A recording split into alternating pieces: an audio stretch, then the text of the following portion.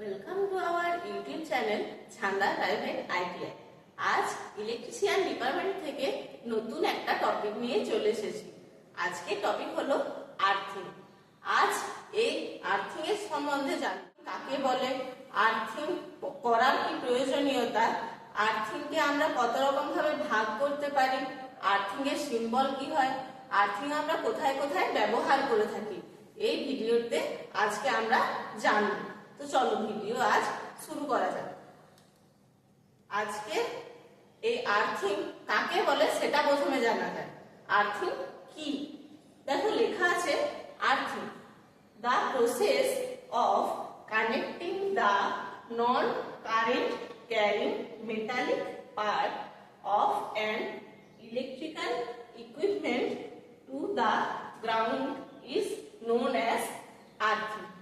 অর্থাৎ আর্থিং হচ্ছে এমন একটা পদ্ধতি যেখানে কোনো ইলেকট্রিক্যাল ইকুইপমেন্টের নন কন্ডাক্টিং মেটাল পার্টের সঙ্গে গ্রাউন্ডের কানেকশন করা হয়। এই পদ্ধতিকে আমরা আর্থিং বলবো। তো এই আর্থিং এর সিম্বল কি হয়? আর্থিং এর সিম্বল হয় এইরকম, এটা হচ্ছে আর্থিং এর সিম্বল। কোনো ইলেকট্রিক্যাল ইকুইপমেন্টকে গ্রাউন্ডের সঙ্গে কানেক্ট করা হয়েছে, এটা হচ্ছে আর্থিং এর সিম্বল। তো এই আর্থিং করার প্রয়োজনীয়তা কি হয়, আর্থিং কেন করা হয়? যদি কোনো কারণে লাইনে লিকেজ কারেন্ট প্রবাহিত হয়, তখন এই আর্থিং কোনো রকম বিপদ না ঘটিয়ে সেই লিকেজ কারেন্টকে মাটির নিচে চলে যেতে সাহায্য করে। তার ফলে বৈদ্যুতিক শক লাগার হাত থেকে আমরা রক্ষা পাই। এটাই হলো আর্থিং এর প্রয়োজনীয়তা। এরপর আসছি আর্থিং এর টাইপস, অর্থাৎ আমরা কত রকম ভাবে আর্থিং করতে পারি। দেখো লেখা আছে আর্থিং মূলত 4 প্রকার। কি কি রকম? Plate earthing, pipe earthing, rod earthing এবং স্ট্রিপ আর্থিং। তো এই প্লেট আর্থিং এখানে মূলত কপার বা জিআই প্লেট ব্যবহার করা হয়ে থাকে, যার অর্থ হচ্ছে গ্যালভানাইজড আয়রন, জিআই প্লেট ব্যবহার হয়ে থাকে। পাইপ আর্থিং এ তাই, পাইপ আর্থিং এ আমরা গ্যালভানাইজড আয়রন পাইপ হিসাবে ব্যবহার করি আর্থিং করতে।